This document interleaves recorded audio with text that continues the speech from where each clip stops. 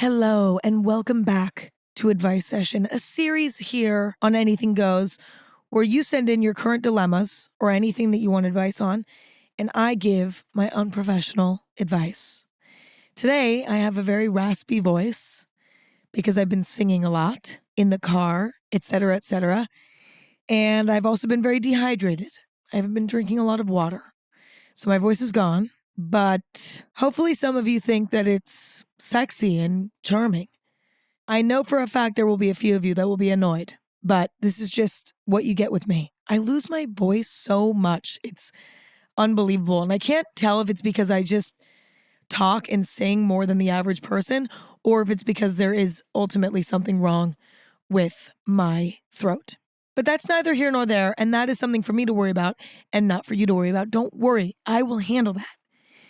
You have enough going on in your own life, okay? Which is why we're doing an advice session, because I'm going to be giving you unprofessional advice on things that are going on in your lives. And if you want to submit a current dilemma or a situation that you want advice on, at Anything Goes on Instagram, that is where we receive submissions. Okay, without further ado, let's just get right into it.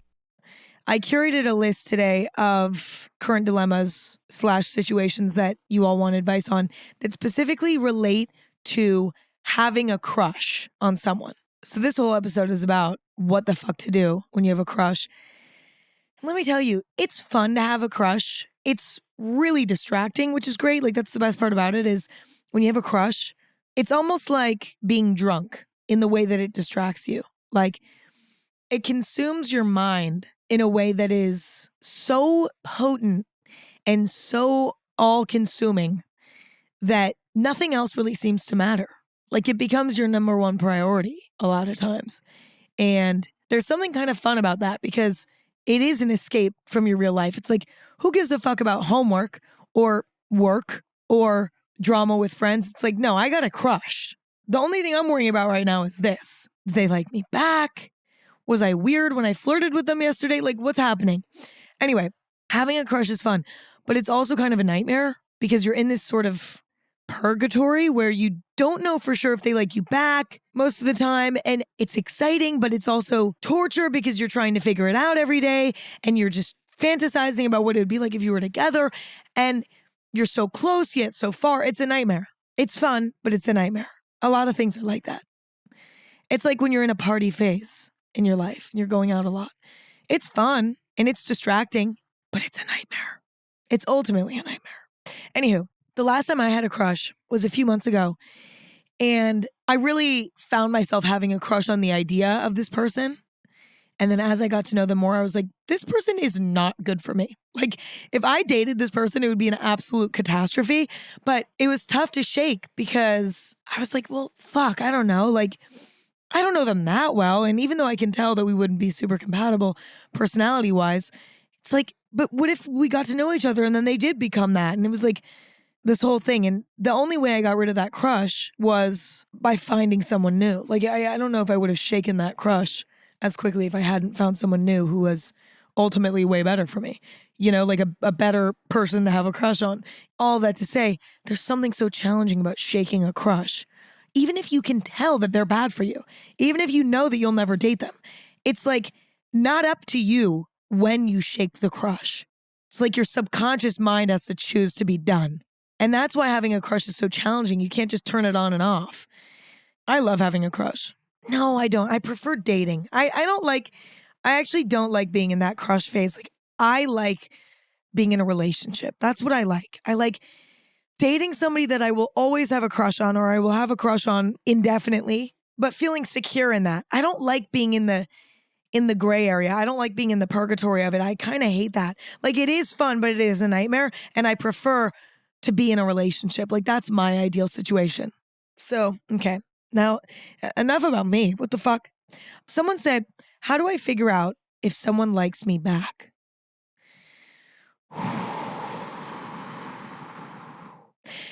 In the past, I would have listed out various signs that you can spot that would show you or give you a hint about whether or not they like you. That's what I would have said in the past.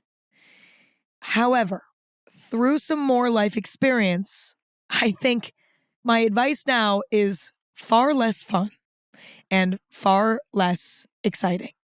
And it's that you really can't assume. You know, we can find ourselves reading into the tiny little micro behaviors of the person that we have a crush on, trying to figure them out like they're a solvable puzzle, okay? But the truth of the matter is, everyone's different. Everyone's little micro behaviors are different. And what means one thing about one person doesn't mean the same thing about another person. Like, for example, if the last person that you had a crush on who ended up liking you back used to text you all the time, then you might read into this new person that you have a crush on texting you all the time and think, well, that means that they probably like me, right? Or this feels like a sign that they like me. When, this person that you have a crush on now could just be a really avid texter. They just love texting. And because you guys are friends, they text you a lot. Okay. Another example is, maybe someone who's had a crush on you before has given you really good eye contact when you talk. And that was a sign that they had a crush on you. Now you're talking to this new person who you have a crush on. They're giving you really good eye contact. You might say to yourself, well, they must have a crush on me, right? That must be a sign because of the last person. When in reality, it might just be that this person really prioritizes eye contact in a conversation with anyone. It's so impossible to figure out that my recommendation is to not even try to read between the lines, not to even try to figure them out. Instead, you need to find out for sure because, this is just my opinion, okay? I just think it's so misleading to basically, come up with conspiracy theories about whether or not they like you back. Now, don't get me wrong. I'm all about conspiracy theories, okay? I don't think that there's inherently anything wrong with being a little bit conspiratorial. I think it's good to question things. I think it's good to analyze things and read between the lines and try to figure things out. But you can never come to a conclusion based on a conspiracy. It's the same thing with a conspiracy about, I don't know, whether or not aliens are real. It's I don't think there's anything wrong with maybe putting together clues and trying to figure out if aliens are real. But you can never come to a conclusion unless there's proof, unless there's evidence, unless someone says, here's the science, these are the aliens, they're right here. This is 100% certain. You see what I'm saying? It's the same thing with when you have a crush. It's until you hear it from their mouth, not necessarily directly, maybe even through the grapevine, but until they say it, you just can't know for sure. And so you can never come to a conclusion based on things that are not factual. Evidence is different than facts because evidence can sometimes not be accurate. It's like when they're solving a murder case, okay? They might find fingerprints on some shit, but that doesn't necessarily mean that the person whose fingerprints were on the stuff did the murder. There are so many more variables to factor in. You cannot come to a conclusion based on little pieces of evidence like that, right? So my piece of advice is if you're overcome with desperation to figure out if this person likes you back, you got to start asking around. Maybe you start by asking their friends hey, let me confide in you a little bit. I have a crush on your friend and I don't know how to handle it. I don't know if I should ask them if they feel the same about me or if I should start to get closer to them. Have they ever said anything about me? Do they like me? What do you know? And they might be I don't know. I could ask and get back to you. Or they might say, oh yeah, they definitely like you. Or they might say, I don't know. They're not really dating right now. Now, that's one way you could go about it. Another way you could go about it is you could become closer with this person that you have a crush on, platonically, in a friendly way. You could become closer with them and hopefully build a relationship where you have open communication, right? Now, that takes time. That takes patience, okay? But then eventually you can be listen, I might like you a little more than... You can make it a silly conversation. You could be I don't know how to... This is so embarrassing, but maybe I have a crush on you, whatever. And it's no big deal. If you don't feel the same way about me, I'll get over it. But just let me know, what do you think or no? And that's another way of going about it. But those are really the only ways to find out for sure. You have to find out for certain if you want to know for certain. I mean, obviously, there are little signs that you can pay attention to in the meantime. Does it seem like they want to spend time with you a lot? Do they ever get a little flirty with you? Do you catch them looking at you when you're talking in like a group of friends? Are they like staring at you?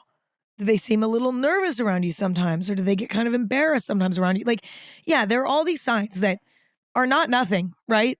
But you kind of have to communicate. I know. Such an annoying piece of advice. It's like, you just kind of have to ask. I know. It's annoying. Next, somebody, oh my God, wait, listen to this.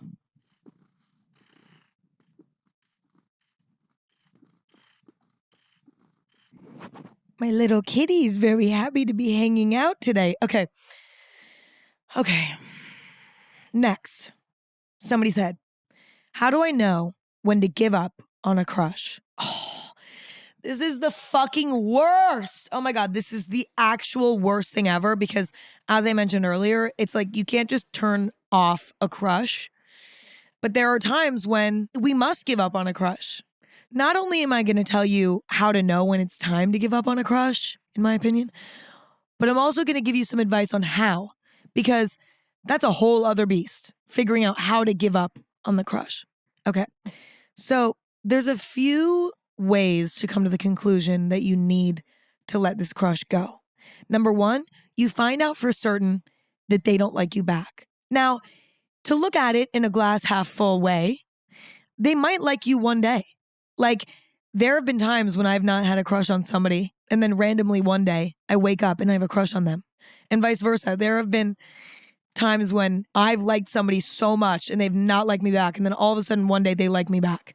That's actually happened to me with 2 boys in my life. One in high school, and actually my first boyfriend.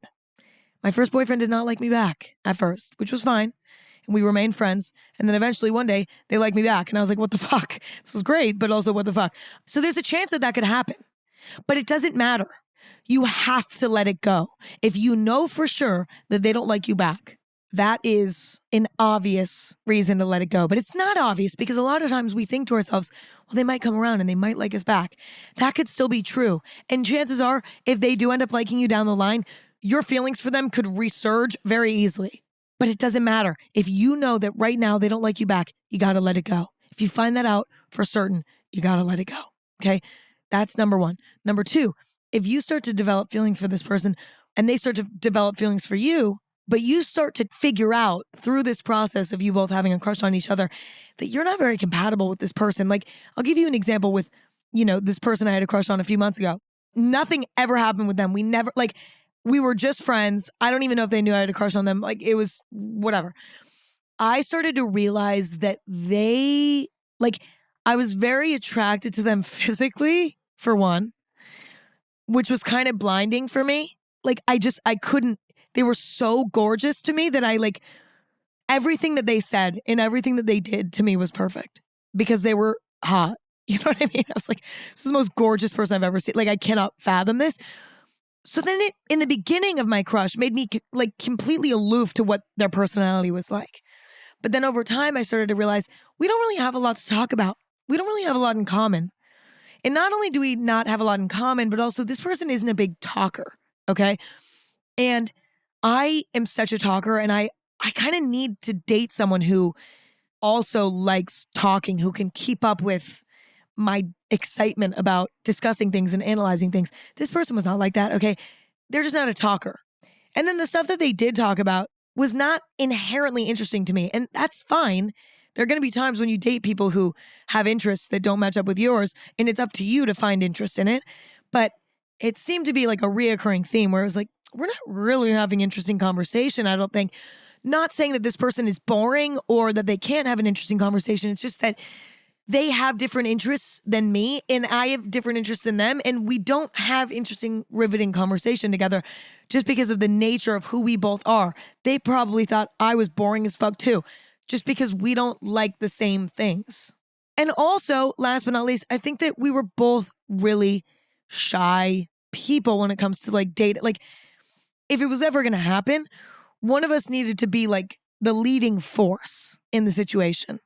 And I like to date somebody who kind of takes charge in a way. Like, in general, I just like someone who takes charge. And I could tell that was not what this person was looking for. This person was also looking for somebody who would take charge. Now, I could do that. I just didn't want to do that. So I don't know if this person liked me back or not, but it didn't really matter because I knew deep down, even though I thought that they were the most gorgeous person I'd ever laid my eyes on, I knew deep down that this is not somebody I should date. They don't line up with me in that way. So that's another way to come to the conclusion that you should not have a crush on this person is if you get to know them better and you realize this is not a good partner for me. Like I'm better off waiting and finding someone better. Now that's a very hard conclusion to come to, especially if you're like really physically attracted to them. But it's important because who you date and who you surround yourself with really impacts your well-being more than you can even imagine. So that's why it is important to come to that conclusion as quickly as you can. Now, when it comes to letting it go, okay, you have to be patient with yourself because as I've mentioned now 2 times prior, you cannot just turn off a crush. You can't just turn it off.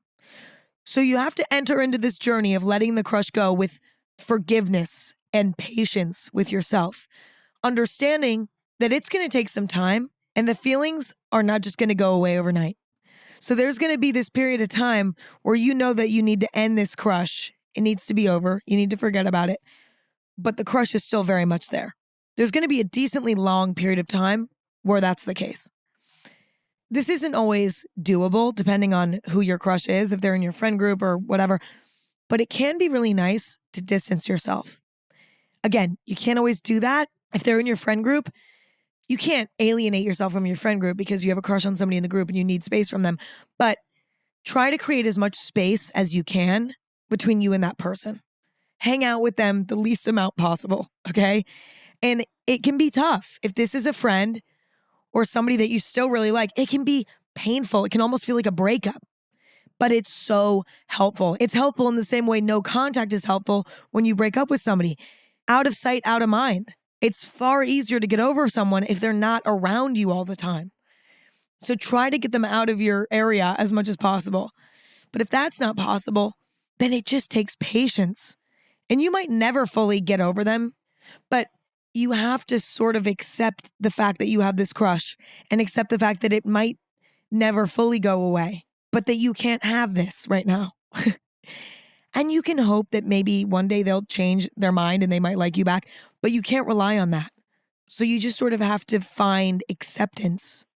And more often than not, the longer you sit with this weird acceptance, but also sort of grief of the fact that you can't be with them, the longer you sit with that, the more the feeling just goes away. Eventually, the crush will go away, at least to a point where it's no longer painful anymore. It might be in there a little bit, but it becomes very manageable. Another thing you can do is try to find someone else to have a crush on.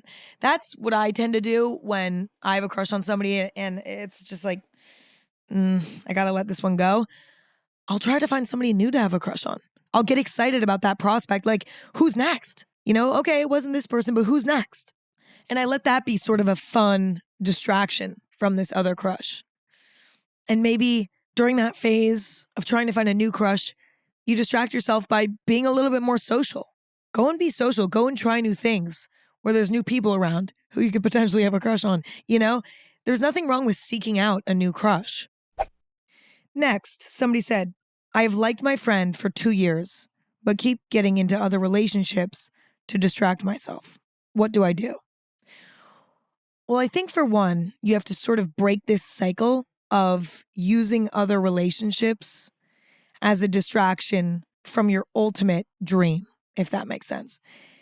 At times, we can put ourselves into subpar situations to sort of hold us over until we can make our dream come true. But unfortunately, that's just not how the universe works. When you're in another relationship, the door is not open then for what you want to come in. Now, this goes beyond this specific situation. Like, in general, if you're somebody who just can't be alone, and there's nothing, like, you're not a bad person if you're like that, you know? It's better to not be like that. It's better to work towards finding comfort being alone as well. But there's nothing wrong with you, okay? That's a very normal part of being a human. A lot of us fear being alone. But you can find yourself in shitty relationships because you'd rather be in something shitty than be alone. Now, the problem with that is whenever you're in a relationship, energetically, like not to get spiritual with it, but I swear, it feels like energetically, nothing new and better and improved can come in unless you're completely single, free, independent, open. If you're in another relationship, the universe and whatever powers that be will not give you a replacement like you want it to. I don't know why, but I just feel like it feels spiritual almost, how the universe just does not want to give you that when you're in another relationship. And I have absolutely experienced this. Like I've been like, oh, maybe I'll just stay in this for a little longer and see if something else comes my way that's better. Guess what? That doesn't happen a lot, okay? What tends to happen is the second that you let that person go and you're single again and you're free and you're finding your independence and you're happy without anyone else, not even happy, and you're fulfilled being alone for the time being, that's when the universe gives you something new. I swear it happens to me without fail every single time. So that's the first step.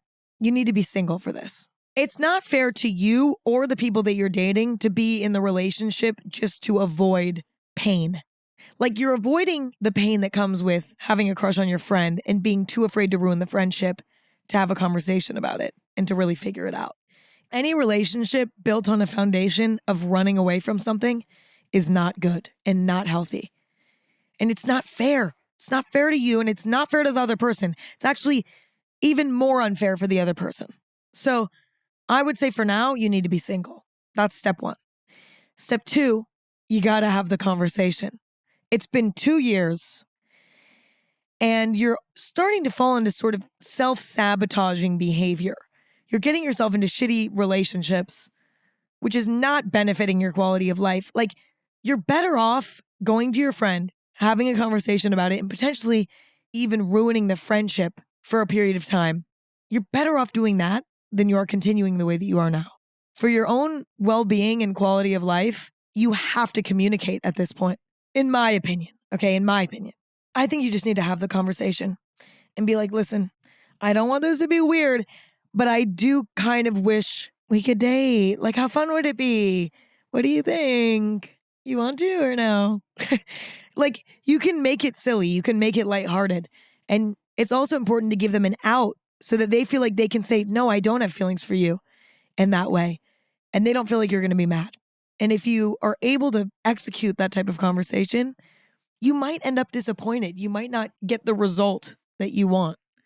But at least you know then what you're working with, because it's impossible to make a choice, a positive choice to help you move forward if you don't know if they like you back or not. You can't make a decision.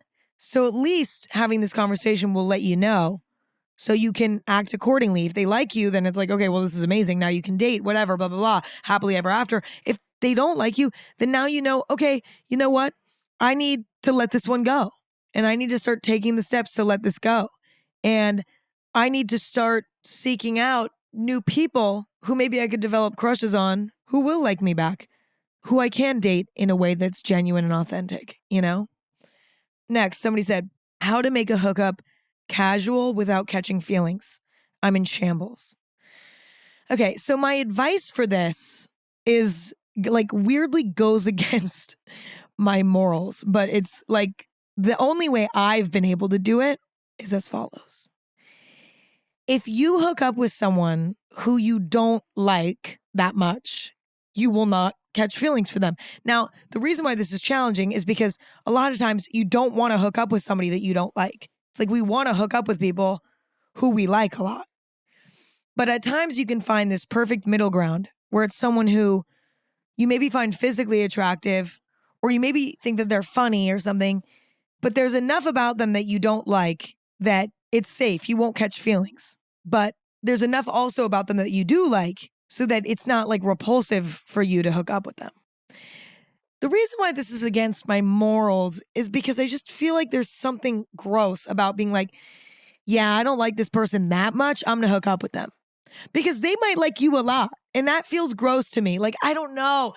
I think it is fine to do that. I've done that. I have done that.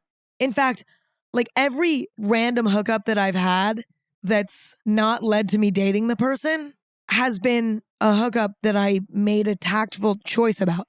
I was like, I will never want to date this person, but they're hot enough to me in one way or another that I could do this once or twice.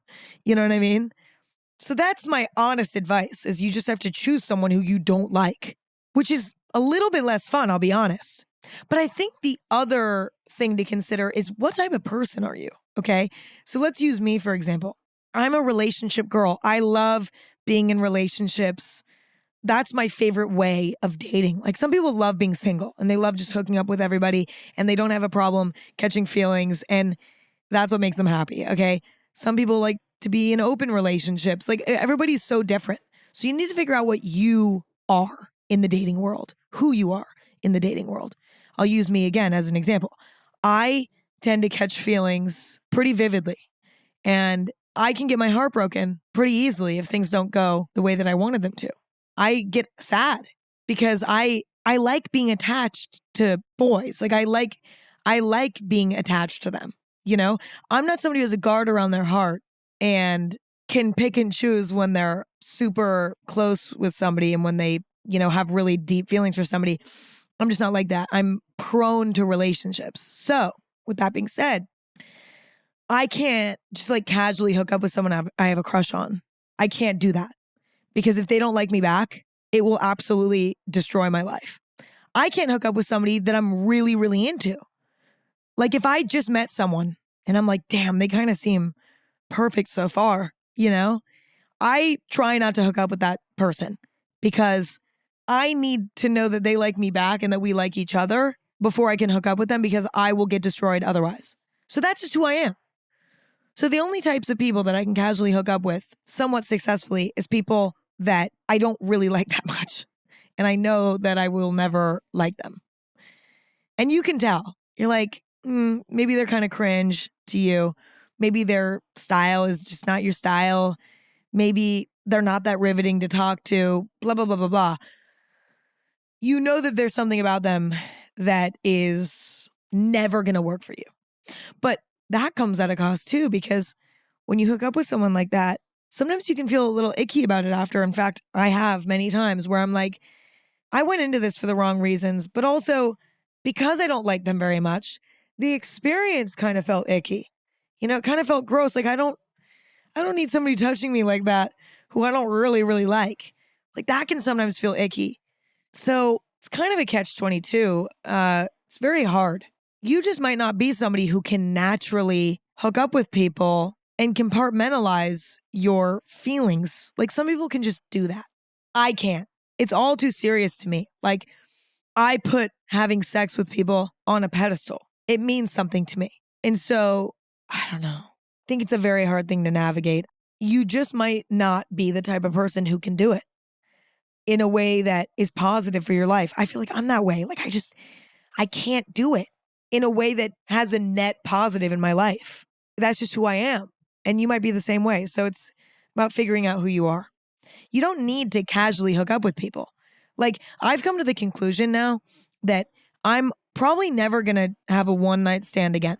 And I'm saying that in general. I'm not just saying that because of what situation I'm in or not in right now. It doesn't matter. Like, no matter what situation I'm in the future, I don't think I'll ever do that again, because it doesn't fucking work with me. I take sex too seriously to be able to almost do it casually. Like, it's too deep for me. It's too vulnerable for me. And you know what? There's nothing wrong with that. There's nothing wrong with looking at sex in a sacred way. There's also nothing wrong with looking at it in a casual way. There's nothing wrong with that. It's just how you view it. There's no moral right and wrong in how you view sex. But if you are somebody who sees it as something more sacred, which is why you tend to save it for people that you really like, which ends up making it not casual at all and you end up catching feelings, or you end up feeling icky if you have sex with people that you don't really like, because you're like, what the hell? Like, I just did something that I feel is sacred with somebody who is not sacred to me. That feels icky. If you're somebody who's like that, you just might not be able to have casual sex with people like me. But then there are some people who see sex as casual, who don't take it as seriously, who maybe are more sexual by nature. They can hook up with whoever. Like that's a different, I can't even give advice about that mindset because I don't know anything about it. But that's another type of person. You know what I mean? And it's just easier for that type of person. I have a feeling that if you're asking me this question, you're not that type of person because that type of person doesn't need advice on this. But there's nothing wrong with experimenting. Don't let me discourage you from experimenting.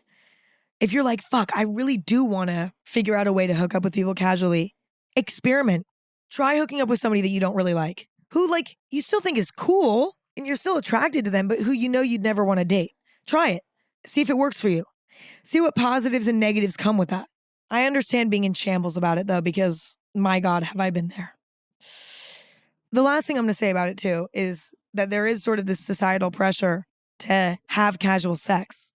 Now, it's funny because it wasn't that way, 50 years ago. Like casual sex was not as accepted, but even more bizarrely, it was like ashamed of. Whereas now, at least in Gen Z, it's like cool and hot to be very sexual, actively having sex, casual hookups as much as possible.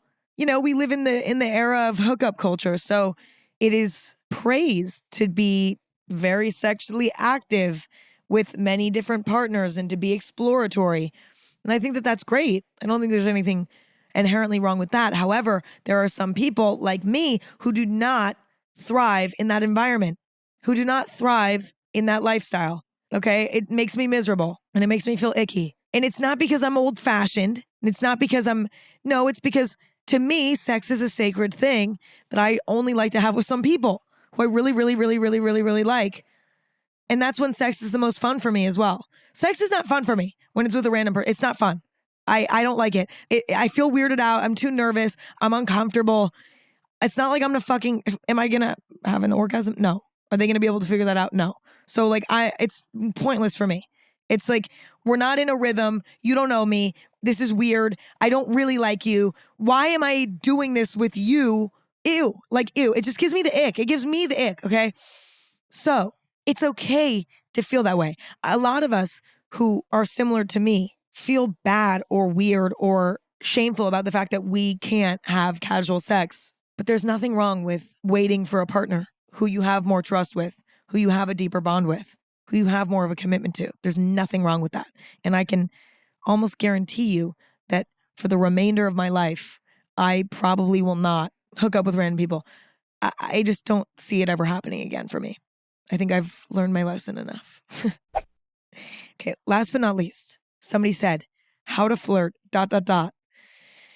Okay, here's the thing. I'm not the best flirter. Okay, I don't have the most insane game. In fact, I tend to be very platonic with people I have a crush on to a fault. I tend to be very reliant on the other person making a move on me. And then I'll, slowly but surely arrive. You know what I mean? I will arrive eventually, but I tend to let the boys, I tend to let them take over for me. I don't really need to do it. It's okay. You guys can do it for me. You can be the one to grab my hand. You can be the one to give me a little side hug randomly at a random time or something. You can be the one to compliment my outfit. I'm not going to do it first. No, I'm not going to do it first. However, I flirted before. It's not that I have not. It's just that I tend to rely on the other person to do it, which is lazy of me. But I think the biggest mistake that we make in flirting is to take advice. That's actually my advice. Don't listen to anyone else's advice about flirting. Because here's the thing. Flirting is something that has to be natural. It has to be authentic to you.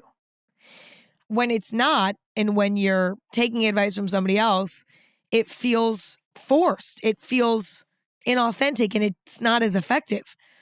It's all about experimenting and figuring out what works for you. Some people, they like to do a little hand touch or a little arm touch when they're talking. Nothing that gets in the way of somebody else's privacy. It's not it's just a little tap, little contact. I think that that's completely reasonable. Some people like doing that and that's what comes naturally to them. Some people like to be complimentary of the other person. Maybe that's what comes naturally for you. Some people like to sort of make fun of the other person in a way that's harmless, you know? That might be the way that you do it. Some people like to have really good eye contact. Some people like to, I don't know, there's so many different ways to do it. And there's really no wrong way to do it unless you're obviously doing something that makes the other person feel uncomfortable, right? It's always better to err on the side of caution and be more conservative with your flirting because you want to make sure that the other person doesn't feel uncomfortable.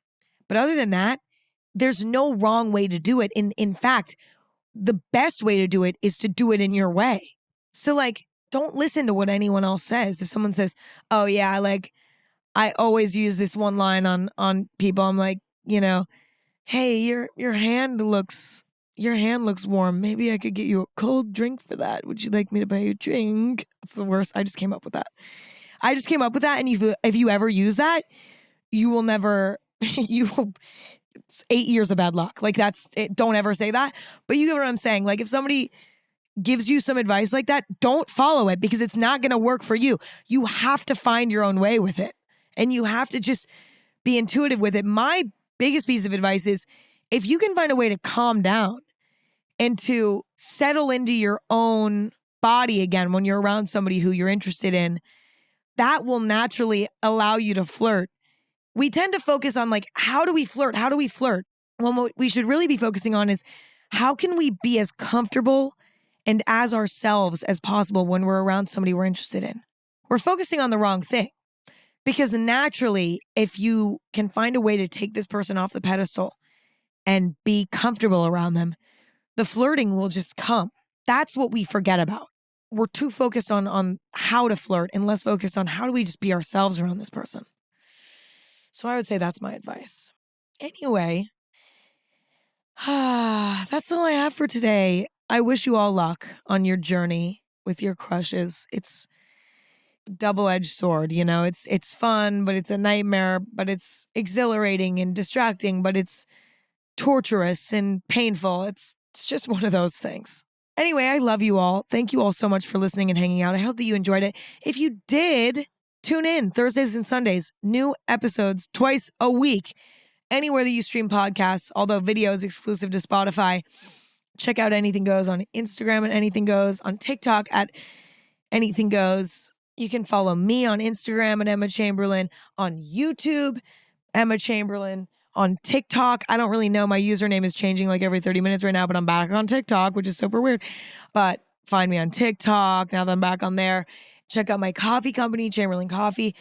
You can find us online, chamberlaincoffee.com. You can find a store locator on chamberlaincoffee.com and see if we're in a store near you. Or just order us online. It's even easier. That's all I have for today. I love you all. I appreciate you all. And I can't wait to talk to you soon. I'll talk to you in a few days. And I just love you.